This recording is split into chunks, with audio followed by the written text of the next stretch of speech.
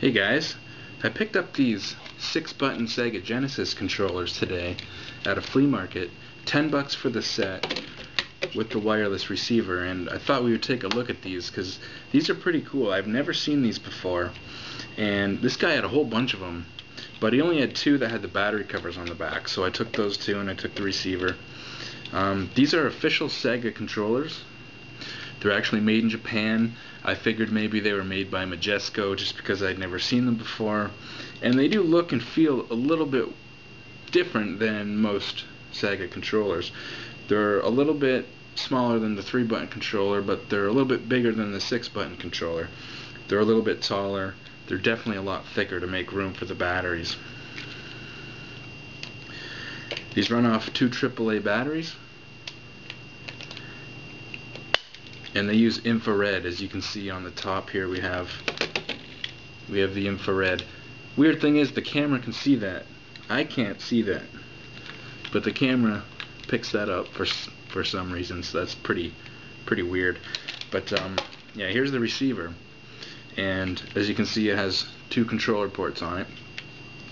Luckily this works on the Model 1, the Model 2, and the Model 3, so between those 3 systems Sega never changed like the distance of the 2 controller ports, how far they are apart from each other. Supposedly, I don't have one to check, but supposedly this doesn't work on a CDX. So I'm imagining that the 2 controller parts are just a little bit further or a little bit closer together. So this may not work on the CDX or any other clone or XI or anything like that, but I do know for sure it works on the 3 Genesis systems. Each controller has a switch on it for player 1 and player 2, so you can use 2 at the same time. You can have one set as player 1, one set as player 2. With this you have to have about 40-45 degrees in any direction, so as long as it's in the general direction of the Genesis, it seems to be pretty good. I'm going to play Sonic the Hedgehog. I'm going to go through 3 levels on Sonic the Hedgehog, and we'll see how well it works. We'll see how well it responds. I've got the Sega Genesis up here, and I'm going to be behind the camera. I'm going to play 3 levels on here, and we'll see how it goes.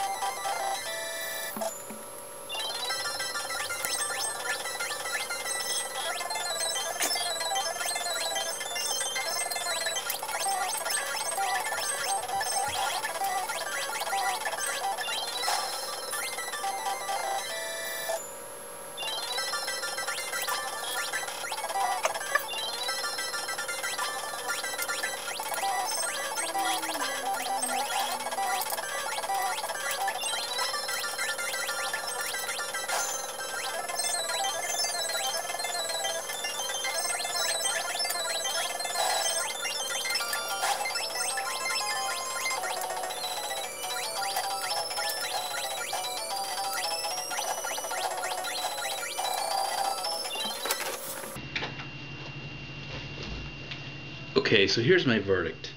I just played through 3 levels of Sonic the Hedgehog, and I don't feel that this thing missed a single beat. It's very responsive, there's no lag, and I never felt like I hit the jump button and it didn't respond to it.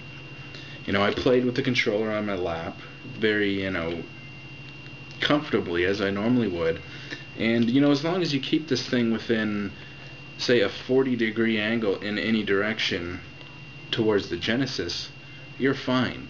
Which under, normal sitting conditions, you're going to be doing that. As long as nothing blocks the view, it seems to be pretty good. And these things come from an era. If you look back at all the third-party wireless controllers for the NES and Genesis, most of them were crap.